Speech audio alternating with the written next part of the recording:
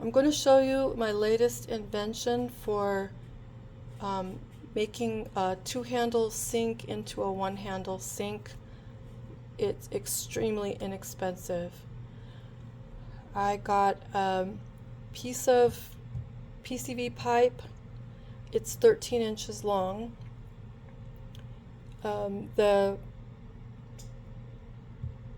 It's a 1-inch PCV pipe, and then I think it's 3/4 or maybe 1-inch tubing, and that you have to cut custom, but you want it to be this kind of an elbow right here.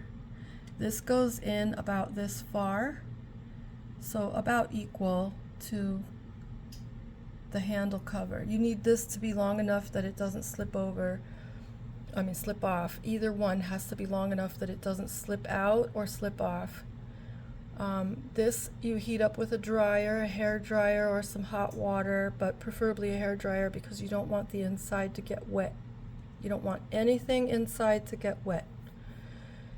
To fit this on a handle like this, you heat up the tubing and get it nice and soft and pliable, and then you slide it over. Do not use Vaseline or anything to help it slip on, because if you do, it will always slip off.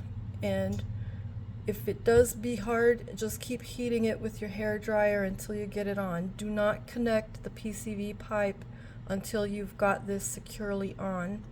Do both sides of the tubing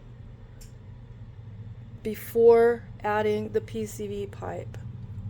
You will take your 13-inch or however long you need it, make it custom to your needs, but you need it to be at least the length of the handle. See how the handle comes out here?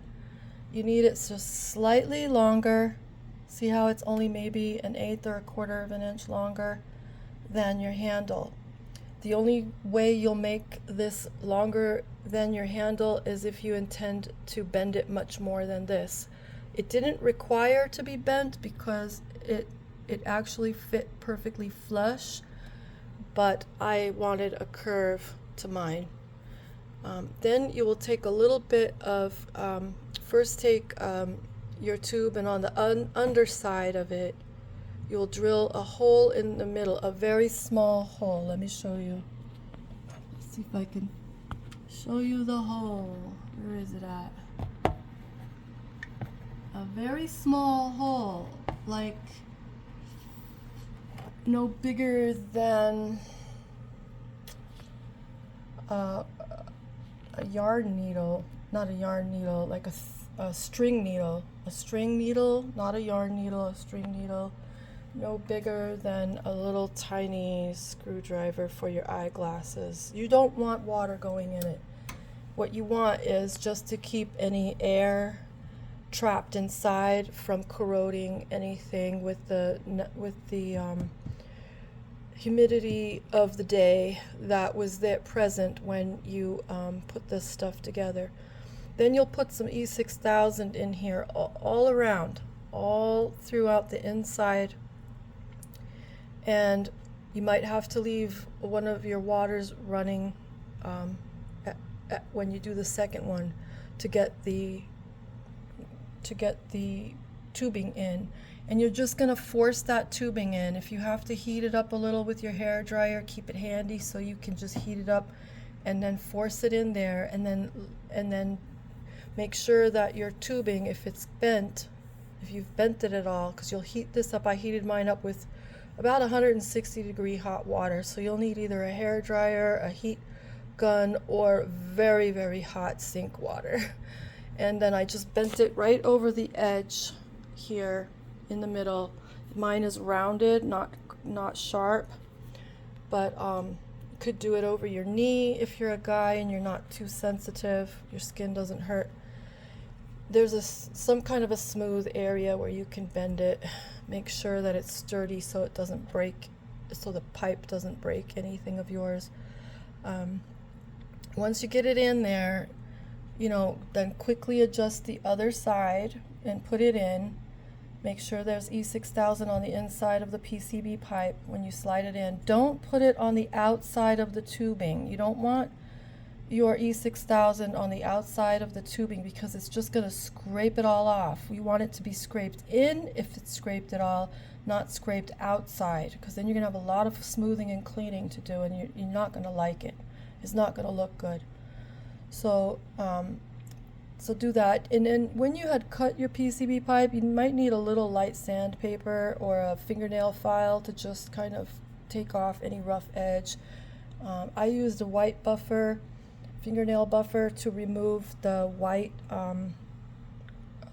print, or the black print that was on the outside, and I made sure that that print sided was on the inside of the back side of the pipe, so that if in case any light shined on it, it wouldn't show where the print had been or where I had buffed it off. But that's pretty much it. Just make sure that your two pieces are aligned here. That after you've bent your pipe, you cut it. I'll show you the machine my son has that makes cutting this easy, but if you run it under some hot water or heat gun or hair dryer, it could be a little softer for cutting with a box cutter, which I also used to kind of even up the end so it wasn't uneven, so that one side wasn't longer than the other. Let me show you the machine he let me use. So this is the kind of machine it is.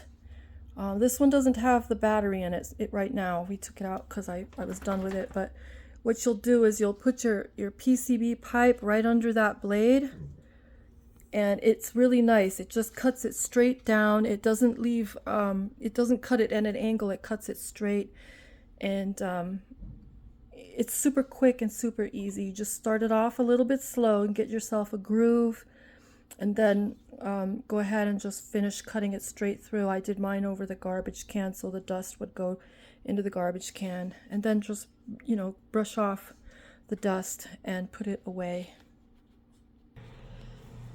Be sure to use safety equipment if you need goggles, gloves, things like that, so that you don't hurt yourself.